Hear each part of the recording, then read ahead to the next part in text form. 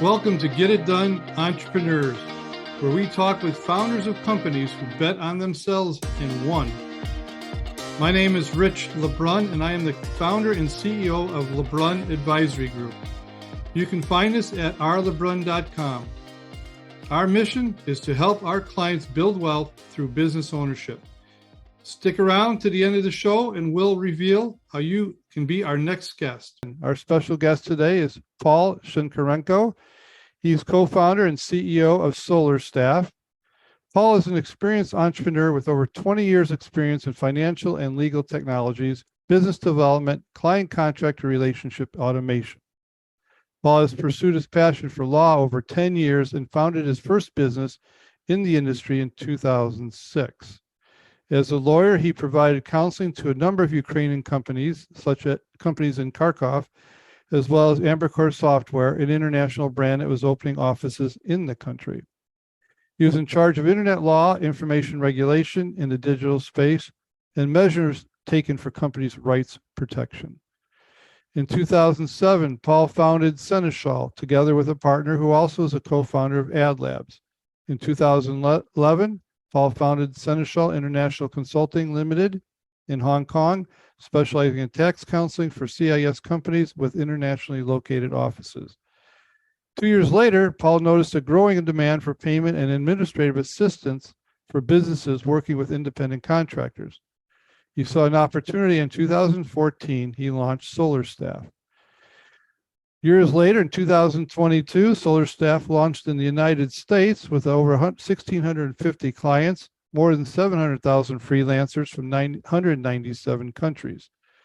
SolarStaff currently has a team of 80 people in offices in Limassol, New York, and Amsterdam. Paul is a noted IT expert and recognized professional in business process automation, operations, and strategy development spheres. His mission is to increase opportunities for freelancers from developing regions to work with businesses from advanced economies.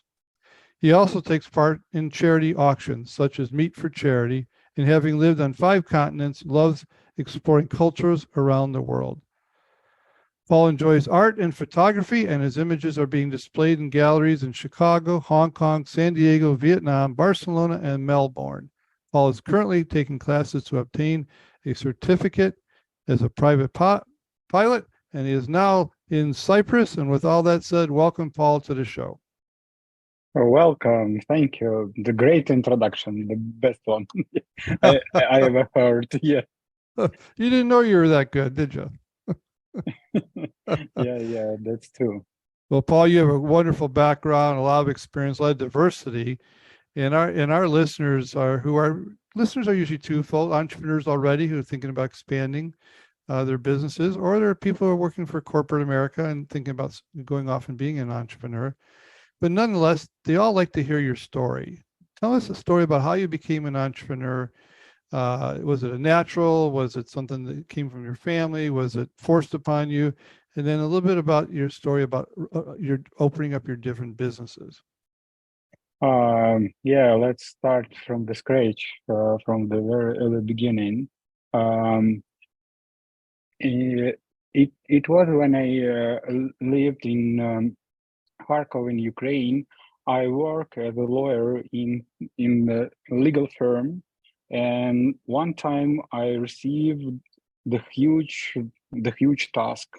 I have to write the law, the text of the document that will be the law in the future.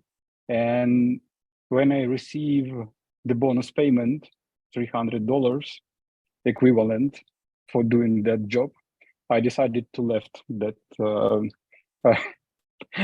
company, and I think, no, here I have no future at all. And there is no any other ways, because in Kharkov region in 2006, I think it was early stage of the growing economy, and local entrepreneurs and local legal firm do not pay well for employers, and that's why I decided to start my own legal practice because I have to earn some money somehow. And it was only one solution that I can imagine in my mind. That's why I think um, it's not gonna be worse than now. Why not? Yeah, and that was the first step. And when I try, I received the first income as an entrepreneur, and it was much more than I earned as an employer. And after then, I grow my practice, but I find out that my passion, my specialization about the internet law and supporting of internet business has no any kind of perspective locally in Kharkov because it's very small market, almost nothing. That's why I decided to go to the Moscow and open there my second company, Solar Stuff. I sell my apartment in Kharkov and receive some money to start, and I bet and I win, and I won. It was an opportunity, and I think it was a right time to doing that because in 2008 in Moscow region, a lot of startups start doing their business, and huge legal firms have no expertise in that field, and they were too slow to produce that kind of service on that kind of companies, and they speak on different languages, technological companies and old-fashioned legal firms, and it was a niche, and it was a good bet for me. But a couple of years after, I saw another opportunity. It was international taxation for internet companies, and I start to help them to open their businesses in different countries. And in that time, I earned my first big money. I think nearby $1 million for a couple of years. And after that, I was so tired of because of consulting service. It's not a business exactly, because you have to do almost everything by yourself or some kind of small team, but together with your experience, with your knowledge, and you have to solve all the problems of your clients, but I would like to start to solve my own problems. I very experienced in creation of problems for myself. It's enough for me. And after then, I decided to start my own fintech company. I also, it was some kind of usage of previous experience. A couple of years before, I helped a couple of companies to organize their businesses to help to automate all the freelance deals for them. It was CPA networks, some kind of advertisement networks. They have to pay bloggers in many countries very small contracts, very small amounts of money, but to huge amount of people. And I recognize that as a possibility to build one solution for all the businesses with that kind of needs. And that's how you put Solar Staff together, right? Yeah. All right. So great journey. And I'm sure you learned a lot. So let's talk about that. Looking back on your journey, knowing what you know today, okay, what would you say you would do differently? Hmm.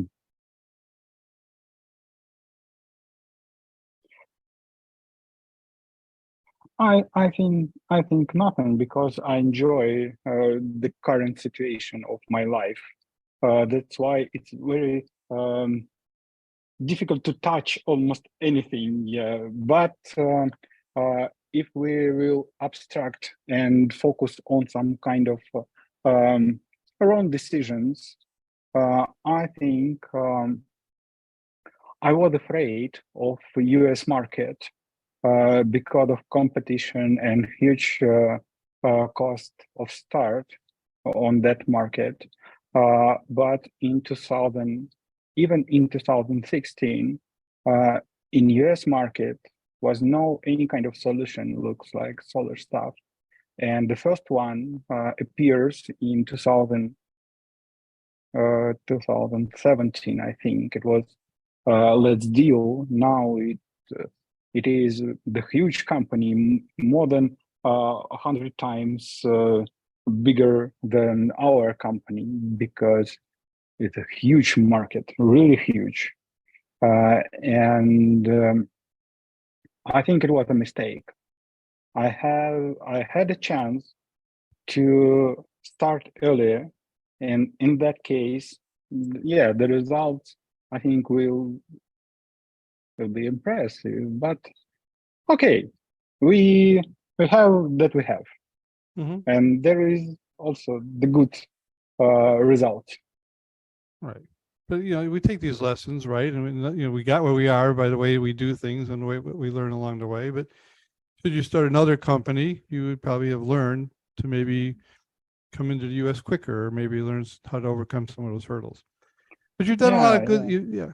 I'm sorry. Go ahead. No, no. Yeah, I think it's good to know if you even receive the very small niche and find out the very small niche in US market, it will be bigger than couple of markets in different countries that you can cover by, I don't know, the half of whole market, and the small niche in US will be bigger. So would you say, since you have now world experience, coming from the into the U.S. is a little more difficult versus a company who's in the U.S. wanting to go into the foreign markets? Is that an easier pathway? It really depends on the industry, I think, and the market. Sometimes it's true. It's easier to build a really international business from the US. Sometimes not. It it really depends on many factors, Yeah. field of Yeah. I mean, even industries, in my regulations. even Yeah, in my business, I could work worldwide, but I'm just not familiar with other countries. So I have the same fear. Okay, would this? How would I do it? How would I break through into those markets?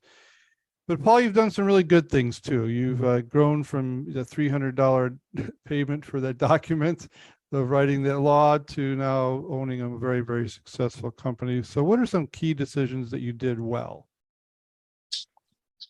hmm. Key decisions. Uh, Key decisions. Um, I think that was some kind of management decisions. First of all, um, it it was a couple of years ago, maybe 3 or 4. I do not remember actually, but I start to re, to decrease my own uh, involvement in small decisions inside my company. And even when I saw that my management doing something really wrong, but I shut up my mouth and give them the opportunity to make their own mistakes and learn. It was really hard to do not touch them, to let them pass through and receive own experience and own responsibility, and that knowledge and experience of responsibility let them grow. And after then, my business started to grow faster, really faster, because of the team. First of all, I think it was really in good time. Sometimes you start to doing that too early, sometimes too late.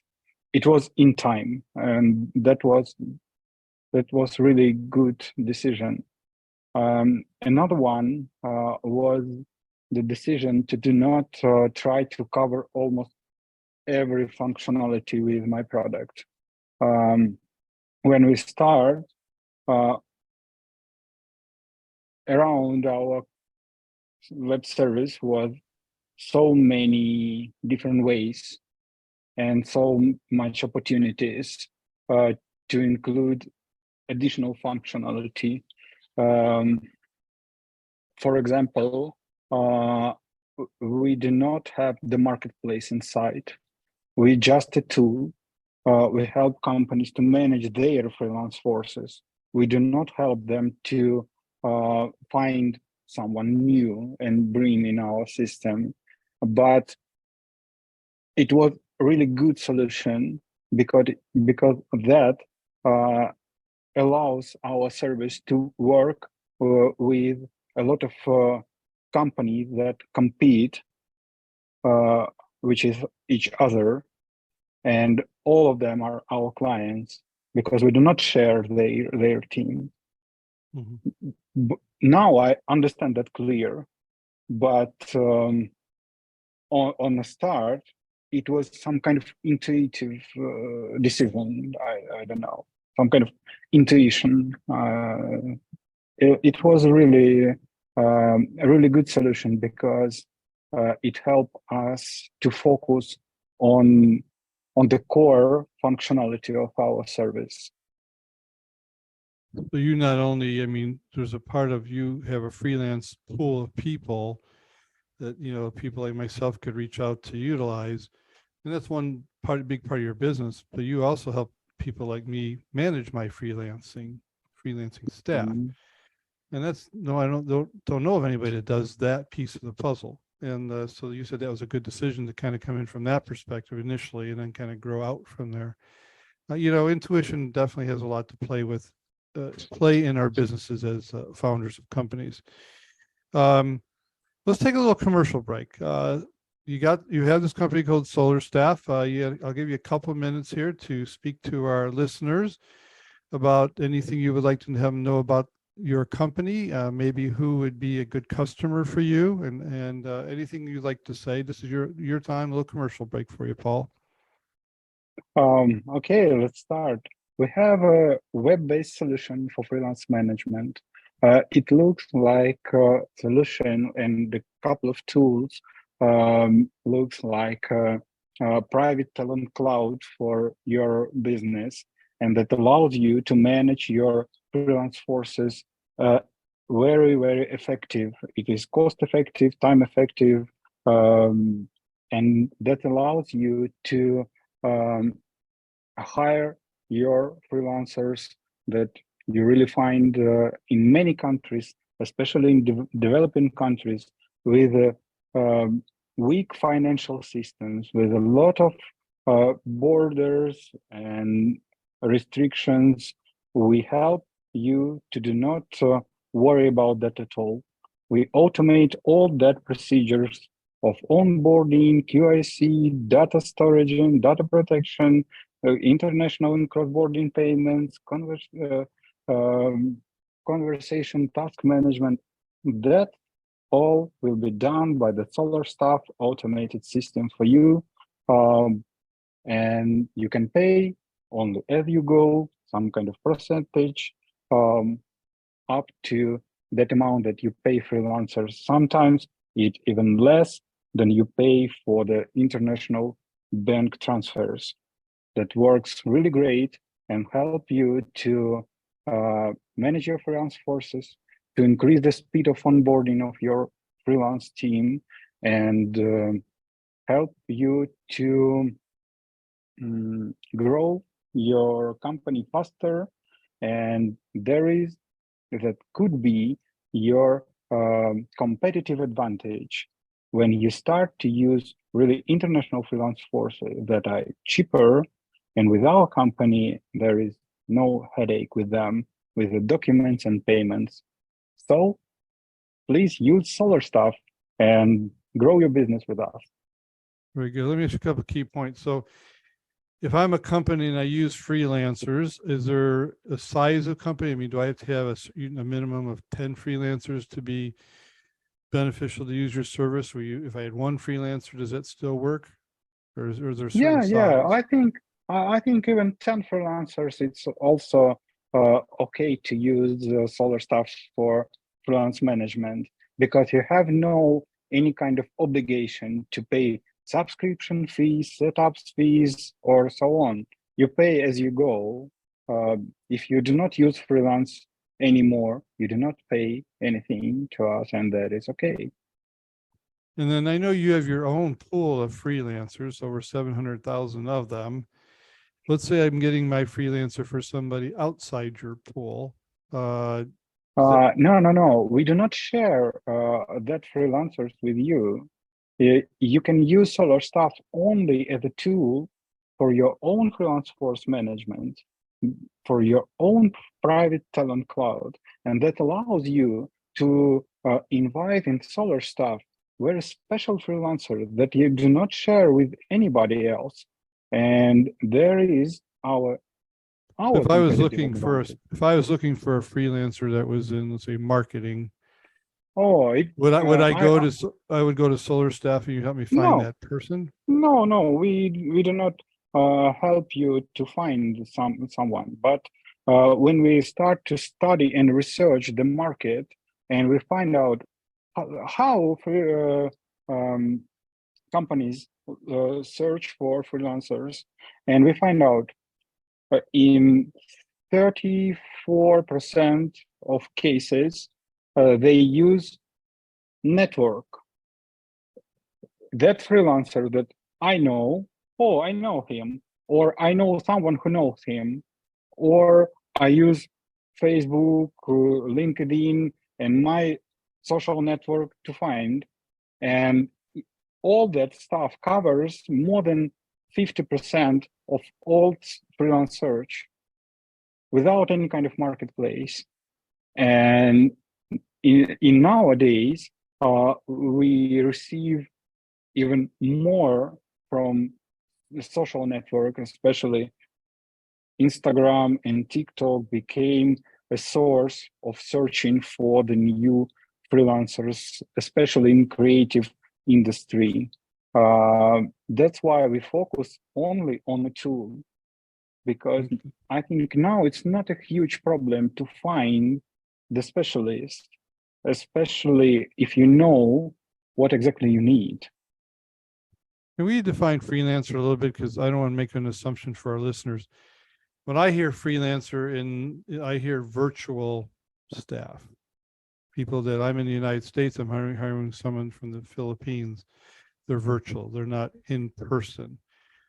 But there's freelancers in your terminology include virtual and people I'll call independent contractors that would maybe be even in person at my office working, but they're freelancing. Would it cover both? Yeah. Okay, good. I appreciate that. All right, Paul, let's switch. We're going to talk about the economy. I mean, I know you work worldwide, so you've seen the effect of the economic market from a worldly perspective. And we've experienced pandemics as a world. We experienced interest rates, financial concerns, labor shortages, wars. Unfortunately, your country back home is in the center of that. And at this meantime, you're a CEO of a founder of a company, and you got to navigate and make decisions to go forward. Do you see it as a time to grow? Do you see it are you excited about the possible opportunities? Do you see it's a time to invest today? Or are you more concerned, maybe conservative, and decide, no, maybe it's more time to retreat, maybe scale down? How are you perceiving and navigating your company as a founder? Yeah, I will answer step by step on that question. First of all, if we will start to talk about my company, um, for our company now it's a good time. It's a good time to grow because remote work and freelance is a growing trend, and automation of everything is also the trend. And we are growing, and our market grows, and that is good for us. And especially our our business grows when we face with some kind of crisis, because in that case, a lot of companies start to find solutions to reduce their cost of staff, start to use freelance, start to use international freelance forces, and that helps us to increase our audience and receive the new clients, because a lot of companies start to use all the possibilities to be more effective, to receive almost every possible competitive advantages for their business. In that case, we are growing, and now it's a good time to grow for our company, but not every sector of the economy has this opportunity and that situation now. Some of our clients, for example, who works with copywriters a lot as a business, not lose their business, but AI starts to, I don't know how it could be, starts to compete with them in their field of industry. It happens in industry of translation, copywriting, and now we will see a lot of startups and in AI field of industry. But it's not a field of industry, it's just, I even cannot imagine that field of industry that cannot use AI nowadays. And that means for all the businesses I have to tell them, you should to use AI in your business to increase the speed of software development, to reduce the cost of some kind of job that could be done by AI instead of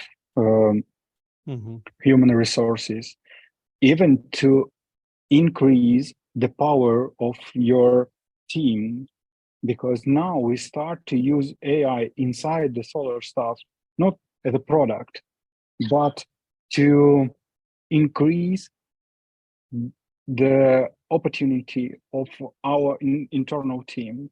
We use AI in marketing as a tool for research and data management, and that really helps.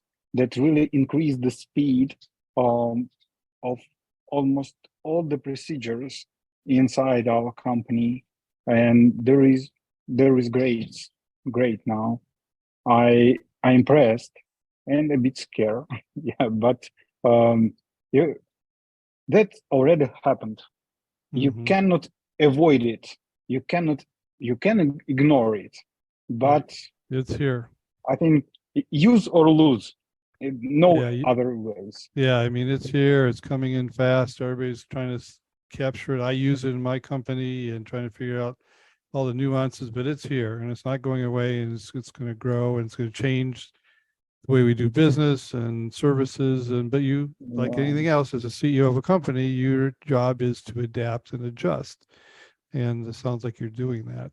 One last And question. what impressive, the speed of development of the new services. Sometimes even in our company, we start startups focused on AI inside our corporation, and sometimes I'm a bit shocked from the idea to the MVP 2 months. 2 months, Yeah. almost nothing. It's amazing. It's amazing, and it's fairly very simple to use in essence. I think the creativity is going to be how to use it in multiple ways. And I know there's a lot of craziness out there, conversation about it, but it's here. There's going to be some positive use of it, positive impact. And I know it creates efficiencies in the company, but it also affects how you utilize your labor. But Paul, you're also an individual, okay? Okay, not only you're a businessman, founder, CEO, and you got to lead other people, but every day you got to lead yourself. What do you do? How do you stay focused, energized? To get up in the morning on Monday, Tuesday, Wednesday, Thursday, Friday, whatever, to lead the charge? Do you have certain disciplines in life? Do you have certain trainers, coaches? How do you operate to get yourself on target? Yeah, I have some tricks. The first of all, I use Cyprus for that. We have more than 300 sunny days here per year, and that really helps, because when you get up and sun is shining so bright, you have no chance to stay inside the bed. Yeah, no chance at all. But if we will be a bit serious about that, the first, automate your routine or delegate all the routine stuff from. Stop doing that. Just stop doing that.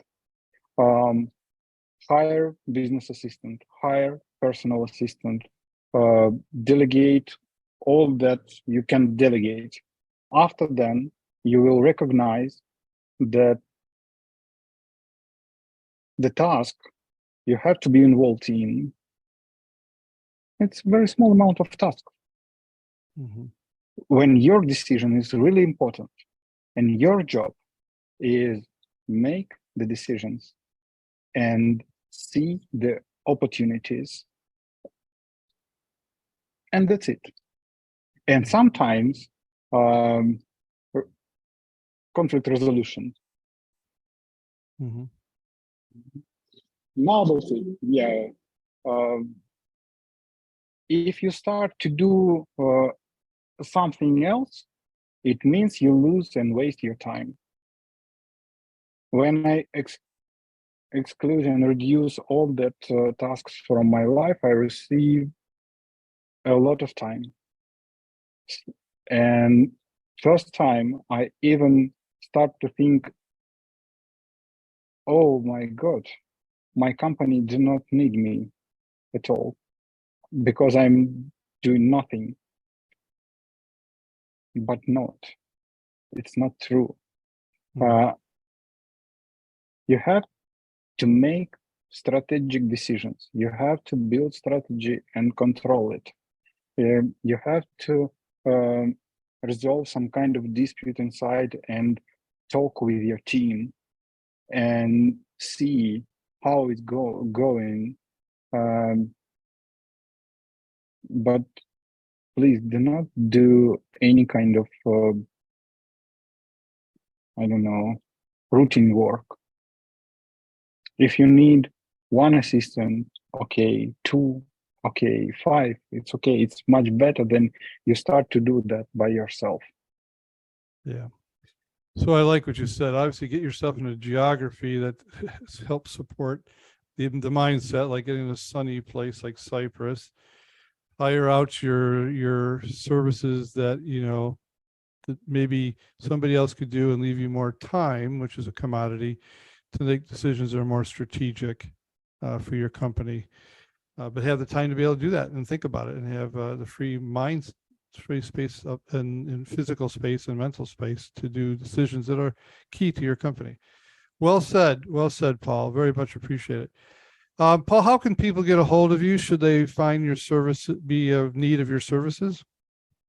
Solarstuff.com. My personal business email, Pavel, Pavel, @solarstuff.com. Everything clear. Yeah. You can find us in web. I also use Instagram for my artworks. It could be interesting. I use AI to create an abstract images of the personalities.